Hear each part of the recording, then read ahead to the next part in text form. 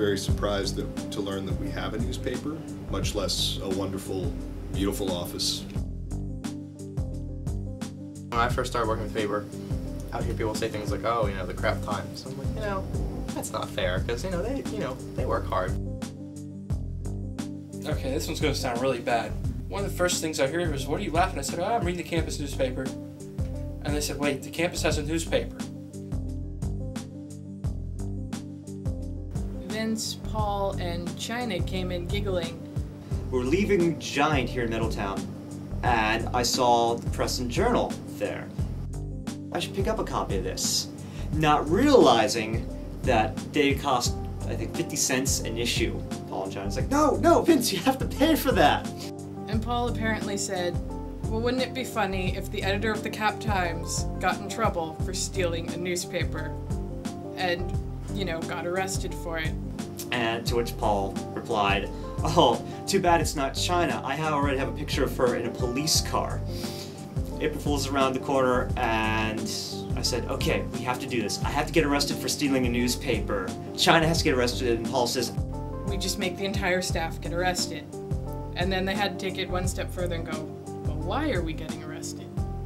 Let's make the SGA have a coup." Because they have shut us down. Can't say that. And it was a big thing because there's a bad relationship between the editor and the SGA president or vice president at the time. Two gentlemen stopped me. A guy named Paul and a guy named Vince. They said, "Hey, you want to take a picture?" And I said, "Sure." And they're both creative geniuses, so I figured that it had to be something really fabricated about how great of a leader I was, or something with me with devil's horns. And after they finished taking the picture, the weird thing was they ran off with this word, "Ha, we got it!" So I took my chances. I said that to Vince a couple times. I just love how this issue became so much more than an issue. It became like a campus-wide theatrical experience. Some online materials that we fed through Facebook and our website. This video of me captured. It's the first time I've seen daylight in 36 hours. China escaping from a cell block.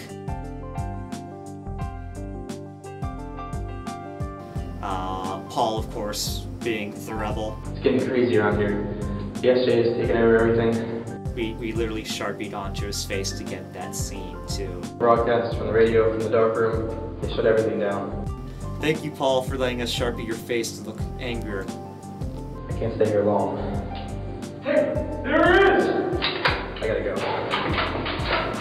Paul, unbeknownst to me at the moment, the master of media that he is, goes to our website and puts a giant SJ censored bar that became part of our theme on the main site with a little "Psst, help us, click here," with a follow Brent on every single link of the page except for the actual newspaper archive, saying about how the SGA has taken over the school, etc. We will not falter, we will not fail. I loved it.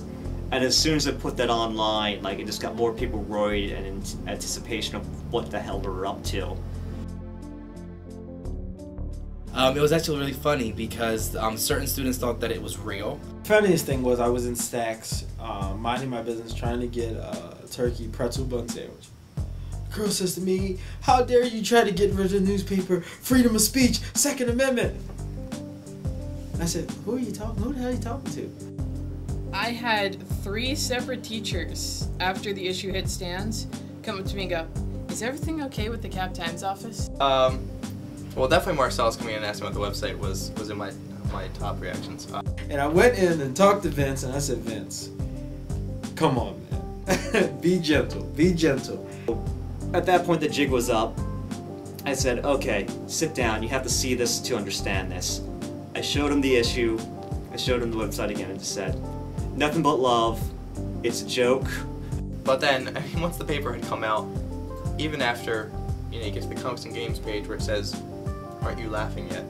Or maybe when it says, Gladiator Games to be reinstated at PSH. I don't know. Somewhere in there I would think that it would have clicked that, this is a joke.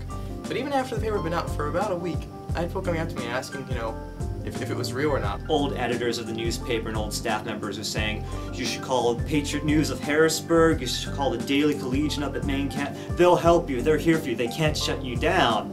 My favorite reaction from before the issue hit stands was one of our comics people, Phil Narsh, came into the office as he usually does.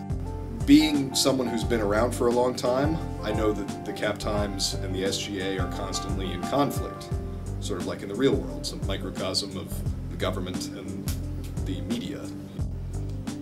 We had put a sign out there, in keeping with our theme, that said "Under New Management." I could believe it, because they've tried to shut us down before.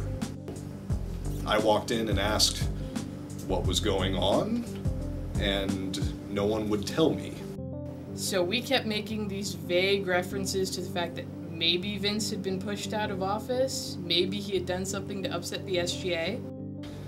Vince was sitting there reading a book of laws pertaining to print, just to make the joke even funnier. And we just kept going, we can't say. The funny thing is that I was more willing to believe that the SGA was actually trying to shut us down than that it was an April Fool's prank. Because I was like waiting around, like, so when are we gonna do an April Fool's issue? What do you I was waiting, I'm like, what are you guys gonna do? They're like, no, we can't talk about it, the SGA is shutting us down. I'm like, I didn't get it. I'm like, what are we gonna do the April Fool's issue? So yeah, you guys got me good, bastards.